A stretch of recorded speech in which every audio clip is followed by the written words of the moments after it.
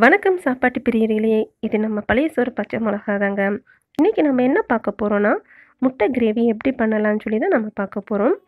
நம்ம வீடியோஸ்குள்ளே போகிறதுக்கு முன்னாடி நம்ம வீடியோஸை ஃபஸ்ட் டைம் பார்க்குறவங்களா இருந்தால் மறக்காமல் சப்ஸ்கிரைப் பண்ணிவிட்டு பக்கத்தில் இருக்க பெல் பட்டனை கிளிக் பண்ணி வச்சுக்கோங்க. அப்போ தான் நான் போடுற ஒவ்வொரு வீடியோஸையும் நீங்கள் மிஸ் பண்ணாமல் பார்க்க முடியும். இப்போ முட்டை கிரேவி எப்படி பண்ணலாம், அதுக்கு தேவையான பொருட்கள் என்னென்னு வீடியோக்குள்ளே போய் பார்க்கலாம் வாங்க. முட்டை கிரேவி பண்ணுறதுக்கு 6 முட்டை எடுத்து வச்சுருக்கேன். இது வந்து 3லேருந்து 4 பேர் சாப்பிட்ற மாதிரி இன்றைக்கி நம்ம செய்ய போகிறோம். அப்புறம் 2 பெரிய வெங்காயத்தை வந்து நீல வாக்கில் கட் பண்ணி எடுத்து வச்சுருக்கோம். அப்புறம் 2 தக்காளி வந்து சின்னதாக நறுக்கி எடுத்து வச்சுருக்கோம். கொஞ்சமாக கருவேப்பிலை, மல்லி இலை எடுத்து வச்சுருக்கோம். அதுக்கப்புறம் வந்து 2 டீஸ்பூன் வந்து மல்லித்தூள் எடுத்து வச்சுருக்கோம். கொஞ்சமாக மஞ்சத்தூள், அடுத்து 1/2 டீஸ்பூன் வந்து கரம் மசாலா எடுத்து வச்சுருக்கோம். அப்புறம் காரத்துக்கு வந்து 1/2 டீஸ்பூன் வந்து தனி மிளகாத்தூள் எடுத்து வச்சுருக்கோம். அப்புறம் 1/2 டீஸ்பூன் வந்து காஷ்மீரி சில்லி பவுடர் எடுத்துருக்கோம். அப்புறம் மசாலா அரைக்கிறதுக்கு வந்து ஒரு 1/4 முடி வந்து தேங்காய் வந்து துருவி எடுத்து வச்சுருக்கேன். அப்புறம் 10 முந்திரி பருப்பு, அப்புறம் 1/2 டீஸ்பூன் வந்து கசகசா எடுத்து வச்சுருக்கோம். அப்புறம் 1 டீஸ்பூன் வந்து இஞ்சி பூண்டு பேஸ்ட் எடுத்து வச்சுருக்கோம். அப்புறம் தாளிக்கிறதுக்கு வந்து கொஞ்சமாக கடுகு உளுந்தம் பருப்பு, அப்புறம் ஒரு துண்டு பட்டை, 3 ஏலக்காய், ஒரு அன்னாச்சி பூ எடுத்து வச்சுருக்கோம். அப்புறம் கொஞ்சமாக எண்ணெய் எடுத்து வச்சுருக்கோம். அப்புறம் தேவையான அளவு உப்பு. இதுதான் முட்டை கிரேவி பண்ணுறதுக்கு தேவையான பொருட்கள். இப்போ கிரேவி எப்படி பண்ணலாம்னு சொல்லிட்டு நம்ம வீடியோக்குள்ளே போய் பார்க்கலாம் வாங்க. இப்போ கிரேவி பண்ணுறதுக்கு அடுப்பில் வந்து ஒரு கடாய் வச்சுருக்கோம். கடாய் சூடானாலும் அதில் வந்து நம்ம கொஞ்சமாக எண்ணெய் சேர்த்துக்கலாம். இப்போ நம்ம தேவையான அளவு எண்ணெய் சேர்த்தாச்சு. எண்ணெய் சூடாகட்டும். இப்போ எண்ணெய் சூடாயிடுச்சு. எண்ணெய் சூடானா அதில் ஒரு துண்டு பட்டை, 3 ஏலக்காய், ஒரு அன்னாச்சி பூ எல்லாத்தையும் சேர்த்துடலாம். இது சேர்த்த அப்புறம்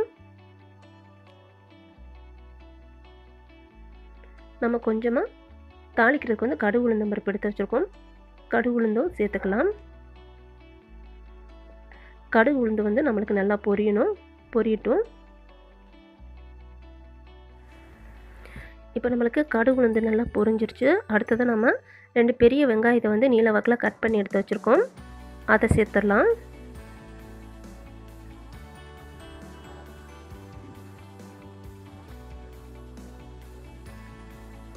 வெங்காயத்தை சேர்த்துட்டு வெங்காயம் வதங்குறதுக்காக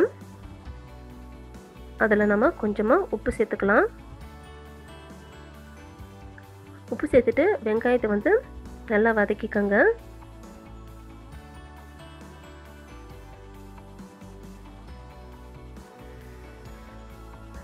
இப்போ வெங்காயம் வந்து நல்லா வதங்கிருச்சு பாருங்கள். அடுத்ததான் நம்ம இதில் 1 டீஸ்பூன் வந்து இஞ்சி பூண்டு பேஸ்ட் எடுத்து வச்சுருக்கோம். அதையும் சேர்த்துடலாம்.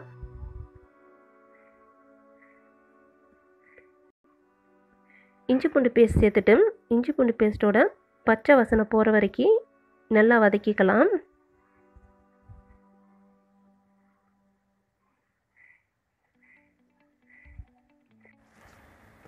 இப்போ இஞ்சி பூண்டு பேஸ்ட்டோட பச்சை வாசனை போயிடுச்சு. அடுத்ததான் நம்ம 2 தக்காளி வந்து கட் பண்ணி எடுத்து வச்சுருக்கோம். அதையும் சேர்த்து வதக்கிக்கலாம். தக்காளி சேர்த்த அப்புறம் நம்ம இதில்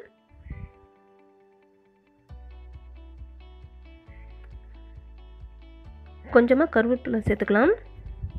கருவேப்பிலையில் சேர்த்த பிறகு தக்காளி வந்து நல்லா வதக்கி விட்டுக்கோங்க.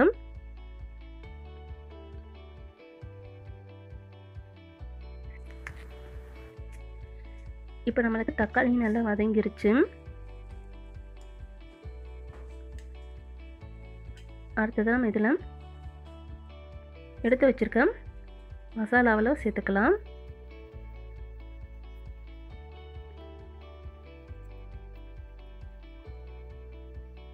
மசாலாவில் சேர்த்துட்டு அடுப்பை வந்து ஸ்லோவில் வச்சுட்டு எல்லாத்தையும் நல்லா 1 நிமிஷம் வதக்கிக்கலாம். இப்போ மசாலா வந்து நல்லா வதங்கிருச்சு. அதுக்கப்புறம் வந்து தேங்காய், முந்திரி, கசகசெல்லாம் அரைச்சி வச்சுருக்கோம். அதை வந்து நம்ம இதில் சேர்த்துக்கலாம்.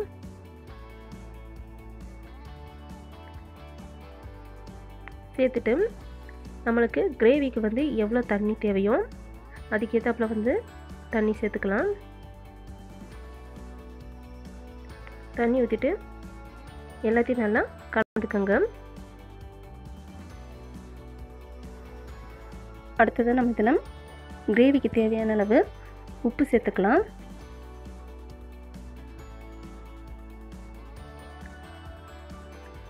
உப்பு சேர்த்துட்டு எல்லாத்தையும் நல்லா கலந்து விட்டுருங்க. கலந்துட்டு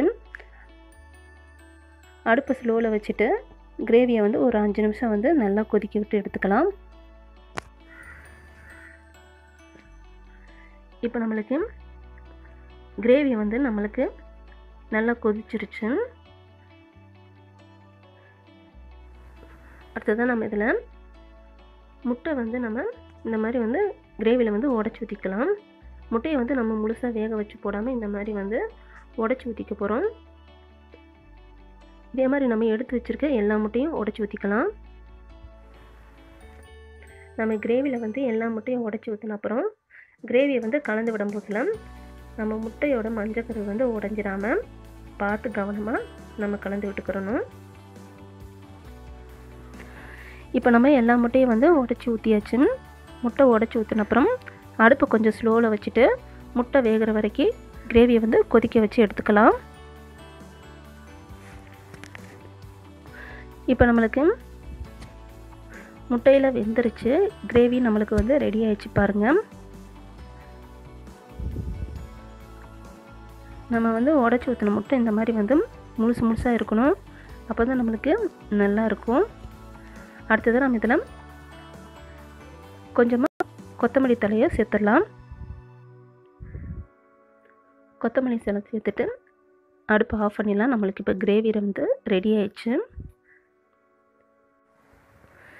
இப்போ முட்டை கிரேவி எப்படி பண்ணணும்னு சொல்லிட்டு நம்ம பார்த்தோம்.